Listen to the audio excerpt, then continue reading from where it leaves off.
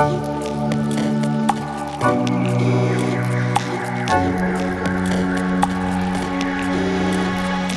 Museum für Gestaltung ist eine alte Institution, 1875 gegründet, in einer Zeit, wo im Design, in der Architektur eine totale Orientierungslosigkeit war.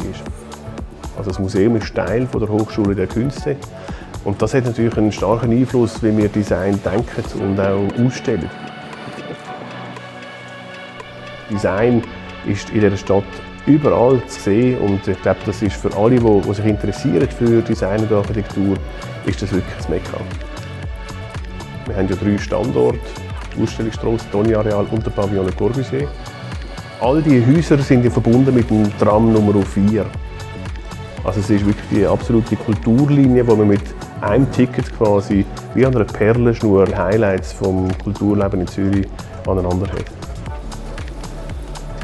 Es ist extrem grün und das alles auf so einem kompakten Raum, garniert noch mit einem kulturellen Angebot, wo man also weit muss reisen, bis man das wieder findet.